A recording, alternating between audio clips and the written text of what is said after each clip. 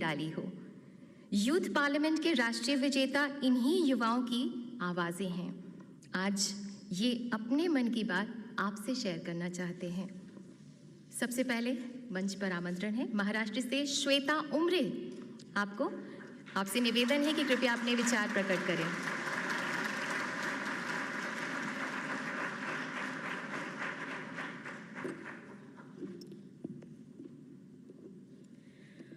मैं उस देश की नागरिक हूँ जहाँ छत्रपति शिवाजी महाराज और सम्राट अशोक जैसा राजा था।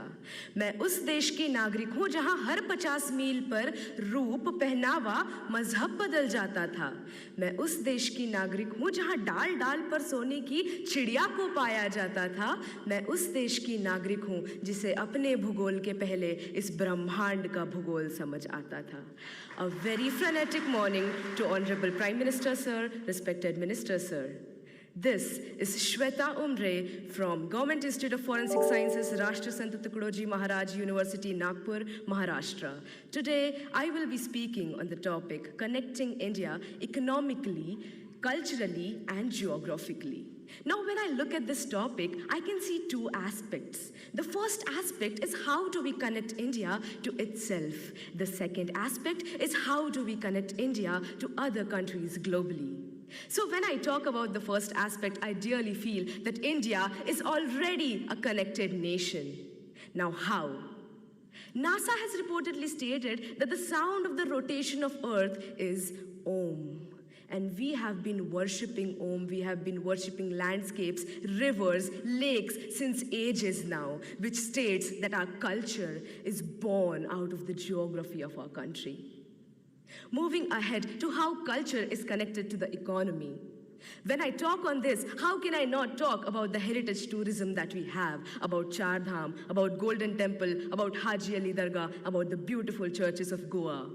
This heritage tourism generates revenue for our nation, and this revenue helps us build a better, a stronger economy. And that we have a stronger economy now, it is possible for us to reach to the portions of the country that are in the most remote areas. And this would lead to not only literate individuals, but educated individuals. And educated individuals of this nation would arise and develop a better and stronger culture, would arise and take care of the geography of their nation. And when this would happen, our India would arise.